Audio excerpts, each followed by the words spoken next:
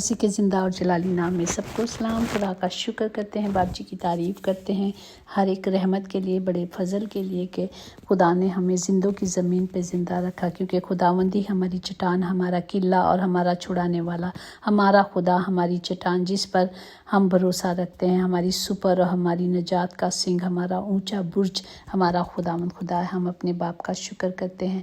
کل کے لیے خاص طور پہ کل گڈ فرائیڈے تھا، جو گڈ فرائیڈے تھا مطلب اچھا دن تھا، دنیا میں سب سے اچھا دن منایا جاتا ہے، کیونکہ ہمارے خداوند خدا نے ہم سب کے لیے وہ فتح والی جنگ لڑی، اور وہ لڑ رہے تھے اور انہوں نے لڑائی لڑی اور شیطان کو ہرا دیا۔ ہم شکر کرتے ہیں اپنے خداوند خدا کا کہ وہ دنیا میں آئے اور ہمارے لیے ایک جنگ لڑی اور فتح یاب ہوئی ہے، اور اس دن کو خوشی سے مناتے ہیں، نہ کہ کالے کپڑوں کے ساتھ انجوائمنٹ کرتے ہیں، اچھی طرح مناتے ہیں، کیونکہ وہ ہمارے خدا نے فتح یاب بھی حاصل کی تھی۔ جشن کا دن تھا، فسح کا دن تھا، ہمارا بڑا ذبح ہوا تھا، اور اس نے ذبح ہو کر وہ قربانی بے کا نہیں گئی بلکہ فتح یاب ہوئی۔ ہم شکر کرتے ہیں، ہم خدا کی تعریف کرتے ہیں، ہم اس کے نام کو مبارک کہتے ہیں، ہم اسے سجدہ کرتے ہیں، کیونکہ وہی واحد سجدوں کے لائق ہے، اس کے سوا کوئی خداوند خدا نہیں، وہی زندہ اور قادم مطلق خداوند خدا ہے۔ ہم اپنے باپ کا شکر کرتے ہیں اور اس کی تعریف کرتے ہیں۔ اگر تو خداوند پر توکل رکھے گا اور بھلے کام کرے گا تو زندہ رہے گا، اور ان چیزوں سے لطف اندوز ہوں گے جو خدا ہمیں مہیا کرتے ہیں، کیونکہ مہیا کرنے والا خدا ہمیں مہیا کرتا ہے۔ ہم سب کے لیے کلام اور محبت اور خوبصورتی کو ہمیں دیا کہ دنیا کا سب سے خوبصورت پودا محبت کا ہوتا ہے، جو زمین پہ نہیں بلکہ دلوں میں اگتا ہے۔ وہی محبت انہوں نے دکھائی ہے، اور جو خدا سے ہے وہ خدا کی محبت اس میں قائم رہتی ہے، اور خدا میں وہ قائم رہتا ہے اور خدا اس میں قائم رہتا ہے۔ تو ہمیں کیا کرنا ہے؟ خدا کی محبت میں قائم رہنا ہے۔ اور صلیب کا دوسرا نام کیا ہے؟ خودی کا انکار کرنا۔ خدا نے اپنا آپ مٹا دیا، ختم کر دیا ہمارے لیے۔ اسی طرح متی 16:24 میں اس وقت یسوع نے اپنے شاگردوں سے کہا، اگر کوئی میرے پیچھے آنا چاہے تو اپنی خودی کا انکار کرے اور اپنی صلیب اٹھائے اور میرے پیچھے ہو لے۔ تو ہم نے صرف اپنی صلیبیں اٹھانی ہیں اور خدا کی حضوری میں جانا ہے۔ اور آج کا زندہ کلام ہم دیکھیں گے جو خروج اس کا 13 باب اور اس کی 13 آیات ہے۔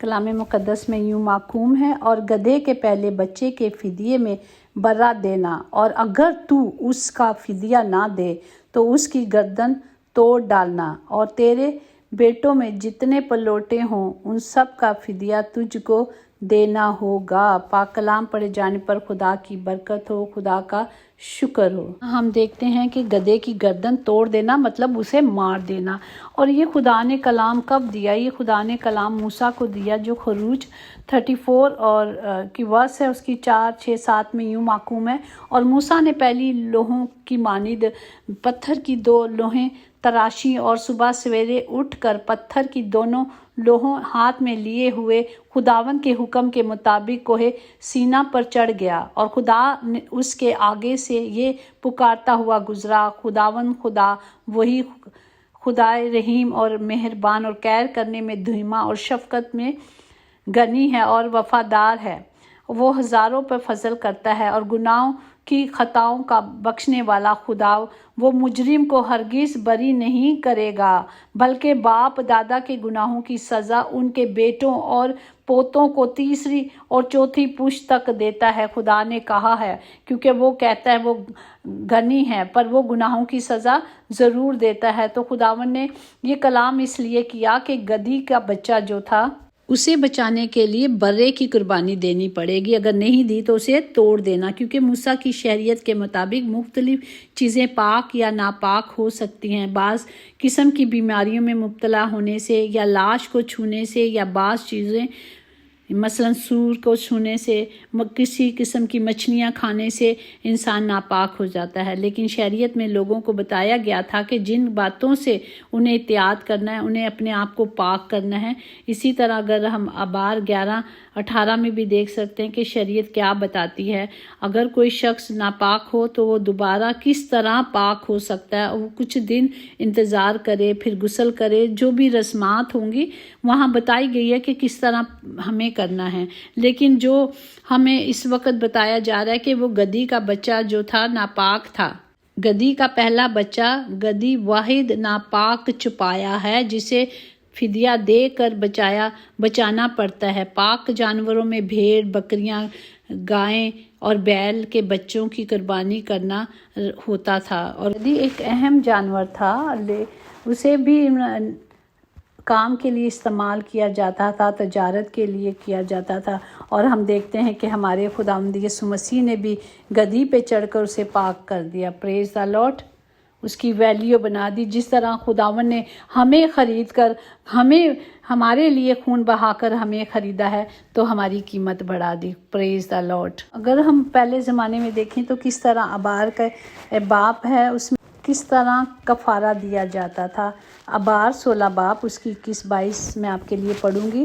اور ہارون اپنے دونوں ہاتھ اس زندہ بکرے کے سر پر رکھ کر اس کے اوپر بنی اسرائیل کی سب بدکاریوں اور اس کے سب گناہوں اور خطاؤں کا اقرار کرے، اور ان کو اور اس بکرے کے سر پر دھر کر اسے کسی شخص کے ہاتھ جو اس کام کے لیے تیار ہو بیابان میں بھیج دیتے تھے، اور وہ بکرا ان کی سب بدکاریاں اپنے اوپر لادے ہوئے کسی ویران جگہ میں لے جائے گا، سو وہ اس بکرے کو بیابان میں چھوڑ دے گا۔ جو وہ شخص مقرر کیا گیا تھا، خاص جو یہ کام، جب وہ سارے ہارون جو وہ کاہن ہوتے ہیں مقرر ہوتے تھے، وہ کیا کرتے تھے، اس بکرے پہ ہاتھ رکھ کے ساری جس آدمی کا کفارہ ہوتا تھا اس کے لیے جو دیتا تھا اس قربانی کو، اس کے گناہوں کا، اس کی خطاؤں کا، ہر طرح کا جو بدی کرتا تھا اس پر ہاتھ رکھ کے اس کے اوپر لاد دی جاتی تھی۔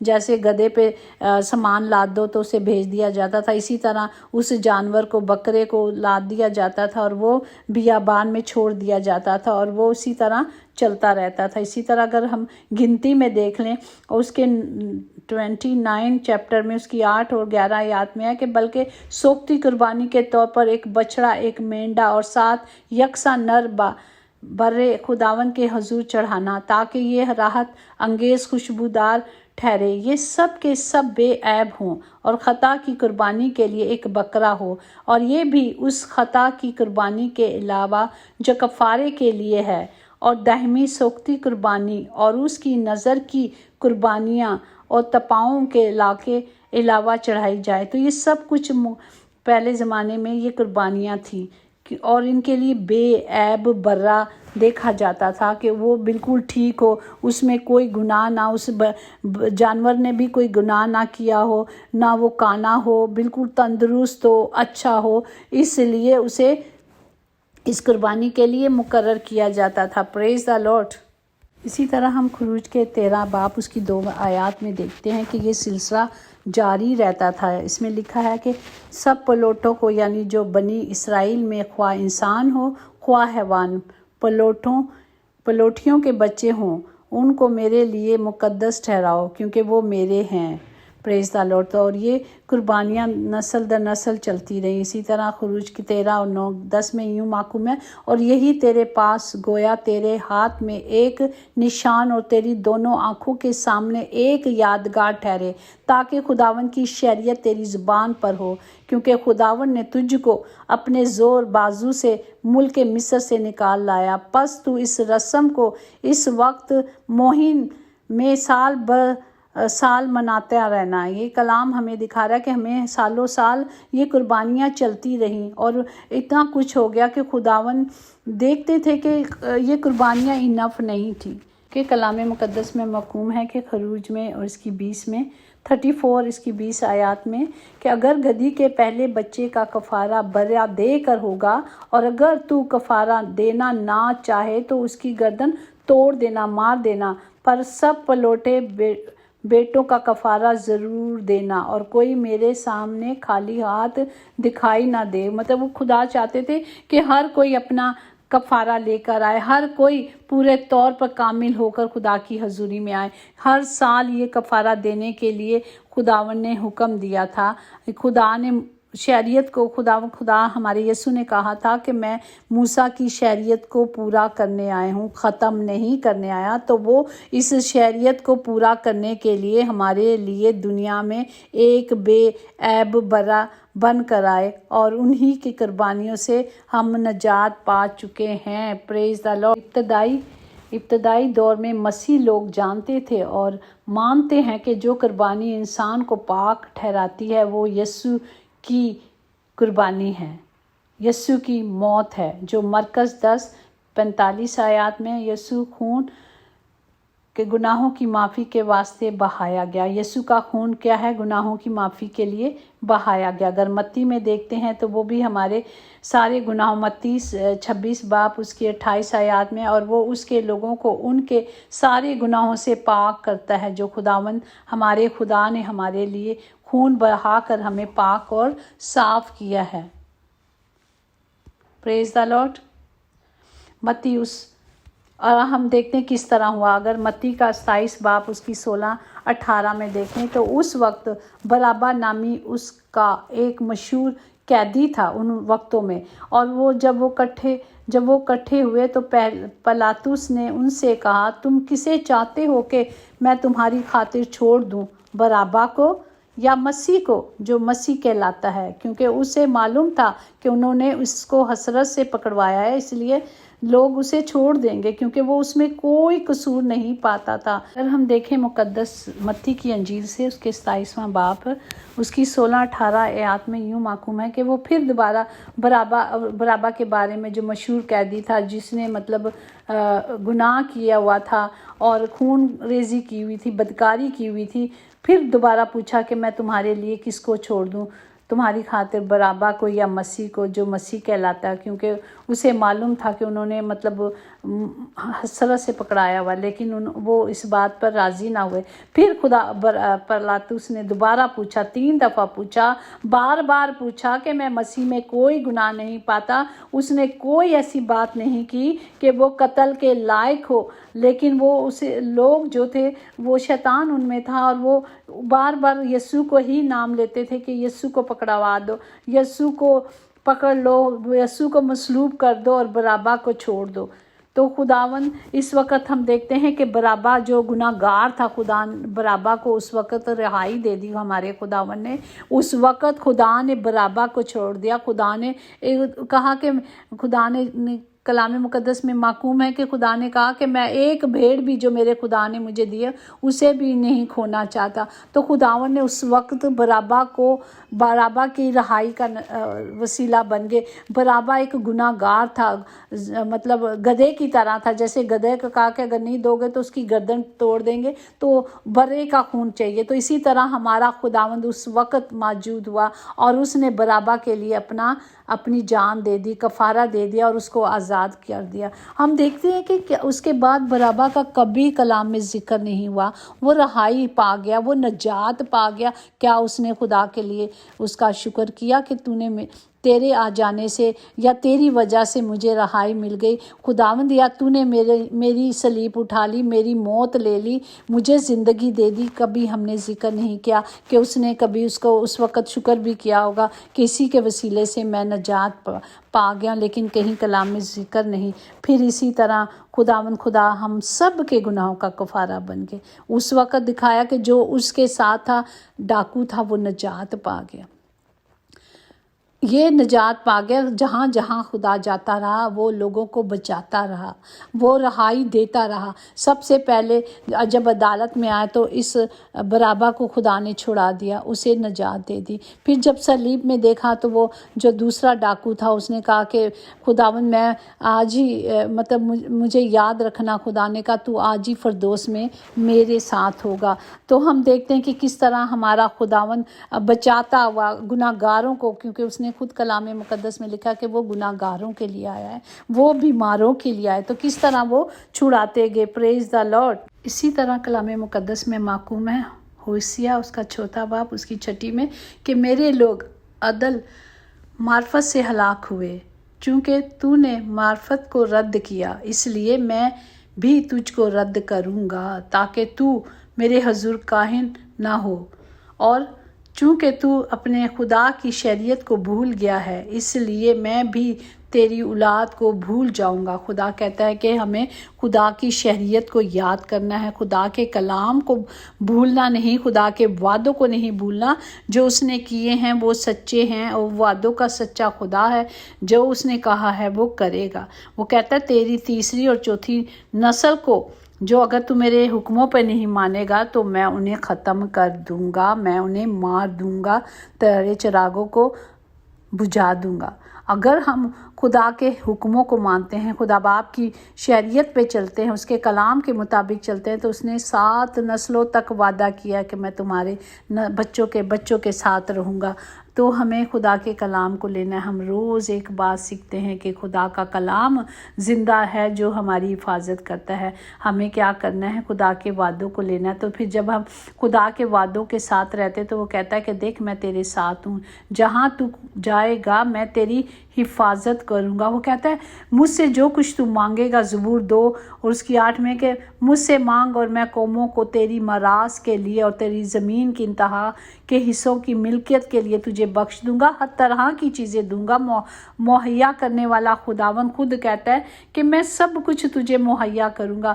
ہم نے کیا کرنا ہے؟ صرف اپنے گناہوں کا اقرار کر لینا ہے اور گناہوں سے معافی مانگنی ہے، اور پھر نہیں کرنے کا وعدہ کرنا ہے، اور وہ ہماری ساری ناراستی سے ہمیں پاک کرے گا، کیونکہ وہ سچا اور عادل ہے۔ ہمیں صرف کلام کو لینا، کیونکہ صلیب کا پیغام جو آج ہم دیکھتے ہیں ہر سال، جب تک ہم دیکھیں زندوں کی زمین پہ ہم ہر سال یہ کلام کو سنتے ہیں، ہر سال پڑھتے ہیں، اور پھر کیا ختم ہو جاتا ہے۔ 40 دن تک ہم وہ افسوس کریں گے۔ دیکھیں کوئی مرنے والا مر جاتا ہے تو تھوڑے دن ہم سب خوف میں آ جاتے ہیں اور کہتے ہیں کہ وہ جی آخر تے آئی ہے، بس اسی پہ چلنا ہے، آج کے بعد میں یہ نہیں کروں گا، پھر تھوڑے دن کے بعد ہم سب بھول جاتے ہیں۔ لیکن خدا کا کلام زندہ کلام کرنتھیوں میں ہے، پہلا اس کا 8 باب میں ہے، 18 آیات میں، کیونکہ صلیب کا پیغام ہلاک ہونے والوں کے نزدیک تو بیوقوفی ہے، مگر نجات پانے والوں کے نزدیک خدا کی قدرت ہے۔ اس قدرت سے اس نے ہمیں آزاد کیا ہے۔ اس لیے ہمیں فانی چیزوں سے، پیسوں سے، چاندی سے، ان چیزوں سے ہماری رہائی نہیں ہے۔ ہمیں کیا ہے؟ بلکہ ایک بے عیب اور بے داغ یعنی یسوع مسیح کے بیشتر قیمتی خون سے ہے۔ اس لیے ہم قیمتی ہیں، کیونکہ یسوع کا خون ہمارے گناہوں سے ہمیں پاک کرتا ہے، اور اس لیے ہم پاک ہوتے ہیں۔ اور ہمیں کیا کرنا ہے؟ گناہ سے توبہ کر کے پتہ کیا کرنا ہے؟ توبہ کرنے والوں کی صحبت میں بیٹھنا ہے، اسی صحبت میں بیٹھنا ہے، کیونکہ سب سے زیادہ نرم دل ہوتے ہیں۔ جب گناہ سے توبہ کر کے وہ صحیح راستے پہ چلتے ہیں تو وہ پھر ہمیں کیا کرتے ہیں؟ وہی راہ دکھاتے ہیں، کیونکہ بری صحبت جو ہے اچھی عادتوں کو خراب کر دیتی ہے۔ اسی طرح اچھی عادتوں میں جب ہم اچھے لوگوں میں بیٹھیں گے تو ہم بھی اسی طرح چلیں گے۔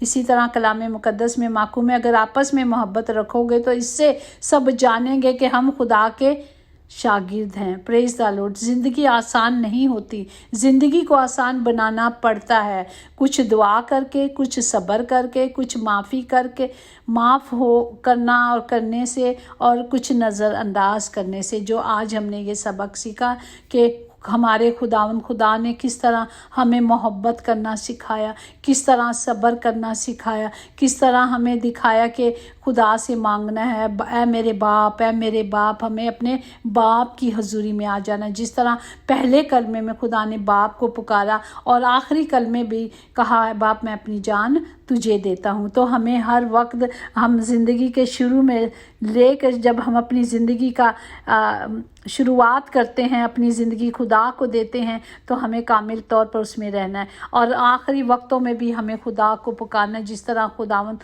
یسوع نے اپنے باپ کو پکارا اور اپنی روح خداوند کے ہاتھوں میں سونپ دی۔ ہمیں بھی اپنا آپ پورے طور پر خدا کے حضوری میں رکھنا ہے، اور ہمیں اپنا آپ اسے دے دینا ہے، تاکہ ہم لائق طور پر خدا کی حضوری میں رہ سکیں۔ اپنے باپ کو خدا کی محبت میں قائم رکھو، اور ہمیشہ کی زندگی کے لیے ہمارے خداوند یسوع مسیح کی رحمتوں کے منتظر رہیں۔ ہمیں صرف اس پر آنکھیں لگانی ہیں اور اس کے زندہ کلام کو لینا ہے، تاکہ ہم سب اس کے حکموں کو مان سکیں، اس کی پاک مرضی پہ چل سکے۔ کائنات کے اندر ایک ہی ہستی ہے جس نے موت کو شکست دی، اور وہ میرا اور آپ کا نجات دہندہ خداوند یسوع مسیح ہے۔ آمین۔ خداوند ہم سب کو اس کلام کے وسیلے سے برکت دے کہ کس طرح ایک گدھی کے لیے خدا نے کہا کہ فدیہ دینا، اسی طرح ہم نے دیکھا کہ ڈاکو کے لیے ہمارے خدا نے فدیہ دیا برابا کے لیے، وہ ہم سب بھی تھے، اس میں ہم بھی ہیں، ہمیں بھی اس نے بچا دیا ہے اور ہم بچائے گئے ہیں، کیونکہ خدا کے پاک خون کے وسیلے سے نجات تھی اور ہم نے اسی کے وسیلے سے نجات پائی، اور اس کے سوا کوئی راستہ نہیں، ایک ہی راستہ ہے جس پر ہم نے چلنا ہے۔ خدا ہمیں برکت دے، ہمیں عقل دے، ہمیں حکمت دے، تاکہ ہم کلام کو لیں اور کلام کی مرضی پہ چلیں، یسوع کے نام سے آمین۔ یقیناً بھلائی اور رحمت عمر بھر ہم سب کے ساتھ رہے گی، اور ہم ہمیشہ خدا کے گھر میں سکونت کریں گے۔ آمین۔ God bless you all.